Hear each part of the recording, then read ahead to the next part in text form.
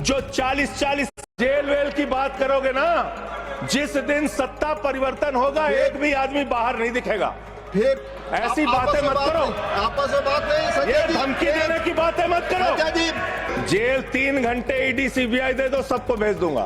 बोलते हैं, प्रमोट करते हैं, आप इसे पर बोलिए, ये सब चीजें नहीं जाएंगी, ये सब चीजें नहीं जाएंगी रिकॉर्ड पे, प्लीज। वो बोल रहे हैं जेल क्यों आपस गए? में बात न करें, आप बोले संविधान पर, आप प्रोग्राम को आपस में बात न करें प्लीज। कि ये इतने दिन सत्ता पे कहीं रोहिंग्या और बांग्लादेशी के वोटों पर तो नहीं बने हुए थे। हमारे उत्तर प्रदेश के भाई, हमारे पूर्वांचल के भाई, हमारे यूपी बिहार के भाई जो 40-40 साल से दिल्ली में रह रहे हैं, अपने श्रम अपने खून पसीने से दिल्ली को बना रहे हैं, आप उनको रोहिंग्या करें। हिम्मत कैसे हुई आपकी? हिम्मत कैसे हुई आपकी? आप बैठे, आप हमारे पूर्वांचल के भाइयों को रोहिंग्या कहेंगे? हिम्मत कैसे हुई आपकी? सरकार, दिल्ली के लोगों ने भी चुना जिसको आप चलने नहीं देते, बार बार उसके ऊपर रोक लगाते हैं, लेकिन उस राज्य सरकार के काम क्या हैं वो आपको जानना बहुत जरूरी है। एक ऐसी सरकार जिसने, अब देखिए टोका टोकी आप करेंगे। बोलिए ना, आप बोलिए, आप क्यों उधर बात अभी कर जाते हैं? अभी ये लोग जब बोल रहे थे मैं चुपचाप सुना, चुपचाप सुना। आप बोलिए। अगर जेल वेल की बात करोगे ना, जिस दिन सत्ता परिवर्तन होगा एक भी आदमी बाहर नहीं दिखेगा। फिर ऐसी बातें मत करो, आपस में बात नहीं, संजय ये जी धमकी देने की बातें मत करो। संजय जी आपस में कोई बात नहीं, संजय जी प्लीज प्लीज, नहीं कोई नहीं, आप लोग आपस में बात कंट्रोल प्लीज, कीजिए सर। सभी लोग आपस में बात, प्लीज आप बैठे रहे, प्लीज ऐसे धमकी देके काम मत करो। आप विषय पे बोले, विषय बोले। अडानी की दलाली करने वाली सरकार हमसे आप सवाल बोले कर रही विषय पर, संजय जी जो विषय बोलेंगे ये भ्रष्टाचार पे बोलेंगे, विषय पर बोलिए प्लीज, विषय पर बोलिए प्लीज। अडानी की दलाली करने वाले लोग हमसे सवाल करेंगे। मानिए मुझे लगता है कि संजय जी अपना आपा खो गए हैं और उन्होंने अपनी शब्दावली को ध्यान में रखना चाहिए, और ये जो उन्होंने शब्द वाक्य इस्तेमाल किया ये एक्सपंज होना चाहिए। प्लीज आप बोलिए, प्लीज प्लीज प्लीज बैठ। सर बोलिए, मैं दिल्ली के काम बता रहा हूँ। आप दिल्ली का काम बताइए, आपस में दिल्ली की टिप्पणी ना सरकार करें। ने क्या किया है मेरा सभी से संविधान की आग्रह है, रक्षा के आपस लिए? में टीका टिप्पणी ना करें। दिल्ली की सरकार ने क्या किया है इस देश के नागरिकों को मजबूत बनाने के लिए? दिल्ली की सरकार ने क्या किया है शिक्षा और स्वास्थ्य पे काम करने के लिए? दिल्ली की सरकार ने क्या किया है बाबा साहब के लिखे गए एक एक शब्द को जमीन पे उतारने के लिए? दिल्ली के अंदर शिक्षा में हमने 25% खर्च किया, स्वास्थ्य में हमने 13% खर्च किया, दिल्ली में हमने बिजली फ्री दिया। पूरे देश में पहली सरकार है जो बिजली फ्री देने का काम करती है। दिल्ली के अंदर केजरीवाल जी ने 200 यूनिट बिजली फ्री, 400 यूनिट बिजली आधे दाम पे दिया। दिल्ली के अंदर केजरीवाल की सरकार ने इलाज मुफ्त किया, पानी मुफ्त दिया। दिल्ली के अंदर सीट पर बैठकर बुजुर्गों को तीर्थ यात्रा, माननीय मंत्री, बुजुर्गों को तीर्थ यात्रा कराने का काम किया, बुजुर्गों को तीर्थ यात्रा कराने का काम किया दिल्ली की सरकार ने। दिल्ली की सरकार ने माताओं बहनों के लिए बस की यात्रा फ्री करने का काम किया, और अगली योजना आ रही है, दिल्ली में केजरीवाल मुख्यमंत्री बनेंगे, दिल्ली की महिलाओं को 2100 रुपए हर महीने उनके खाते में पहुंचाया जाएगा। हम महिला को सशक्त करेंगे, मजबूत करेंगे। इस कॉन्स्टिट्यूशन पे बोलिए। सर उन्होंने अपने सरकार की उपलब्धि गिनाई, आपने उनको नहीं रोका। प्लीज, अगर हम दिल्ली में एक चुनी हुई सरकार के काम को बता रहे हैं, हम सबसे आग्रह कर रहे हैं अपने विषय पर बोलिए। जिस राज्य से मैं चुना गया हूँ आपसे भी कर रहे हैं, उस राज्य में क्या काम हो रहा है? क्या ये देश, इनको दर्द क्यों हो रहा है? प्लीज विषय संविधान इनको पर चर्चा, पेट में तकलीफ क्यों हो रही है? संविधान पे चर्चा है, हर सदस्य से इनको तकलीफ क्यों हो रही है? हर सदस्य से हम अपेक्षा करते हैं संविधान पर बोले। तो दिल्ली में प्लीज जेल 3 घंटे ईडी सीबीआई दे दो, सबको भेज दूंगा। चलो दे दो ईडी सीबीआई। आप बोलते हैं, प्रमोट करते हैं, आप इसे पर बोलिए, ये सब चीजें नहीं जाएंगी, ये सब चीजें नहीं जाएंगी रिकॉर्ड पे, प्लीज। वो बोल रहे हैं जेल क्यों गए? आपस में बात न करें, आप बोले संविधान पर, आप प्रोग्राम को आपस में बात न करें, प्लीज प्लीज सर सर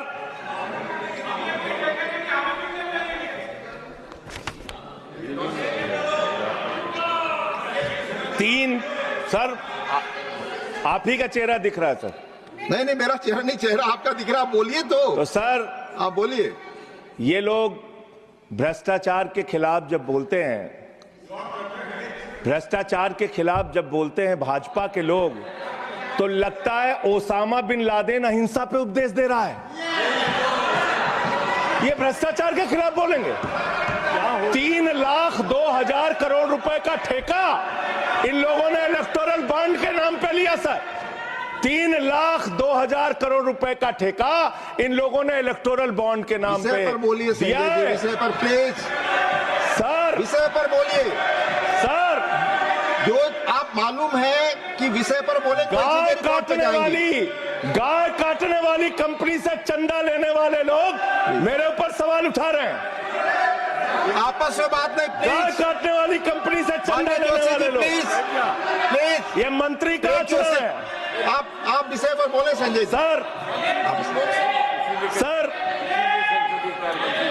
देश के अंदर एक चुनी हुई सरकार है, संविधान के तहत वो सरकार चुनी हुई है। अगर आप स्टेज 1 से लेकर स्टेज 5 के बीच में हैं, तो ट्राया के साथ आपको वाकई में अच्छे रिजल्ट्स दिख सकते हैं।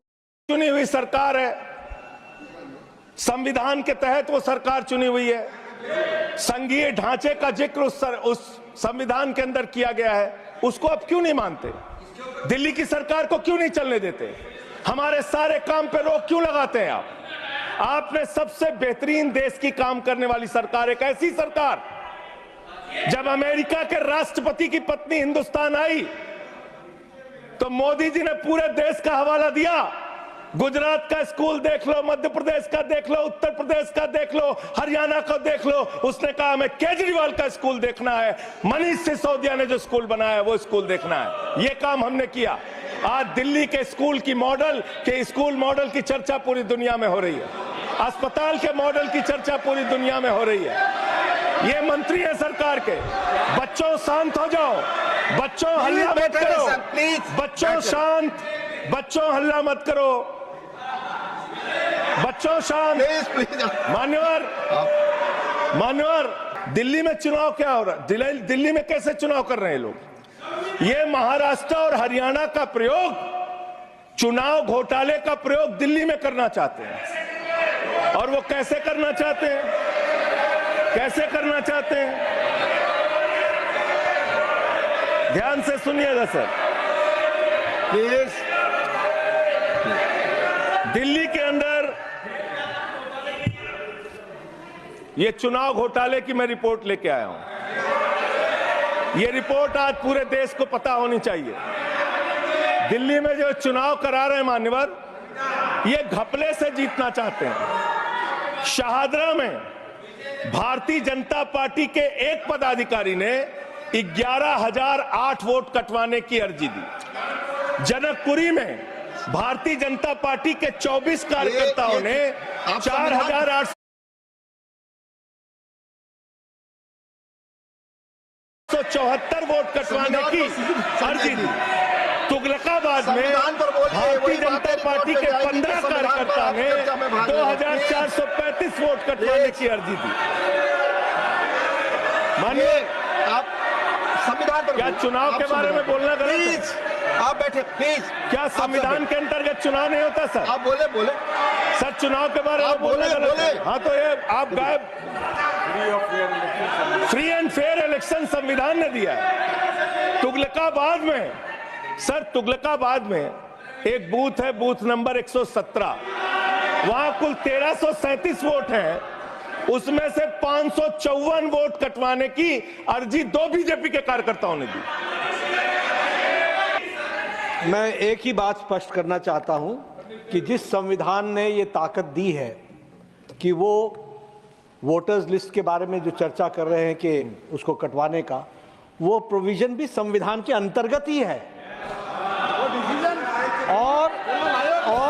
और उसमें देखने वाली बात यह है कि ये इतने दिन सत्ता पे कहीं रोहिंग्या और बांग्लादेशी के वोटों पर तो नहीं बने हुए थे। माननीय संजय जी। इतनी शानदार बात आज की है लीडर ऑफ द हाउस ने सर, मैं इनका नमन करता हूं, इतनी बढ़िया बात इन्होंने कह दी कि मैं इसका जवाब जरूर दूंगा। सर, इन्होंने कहा कहीं ऐसा तो नहीं जिनके नाम काटे जा रहे हैं वो रोहिंग्या हैं। हमारे उत्तर प्रदेश के भाई, हमारे पूर्वांचल के भाई, हमारे यूपी बिहार के भाई जो 40-40 साल से दिल्ली में रह रहे हैं, अपने श्रम अपने खून पसीने से दिल्ली को बना रहे हैं, आप उनको रोहिंग्या करें।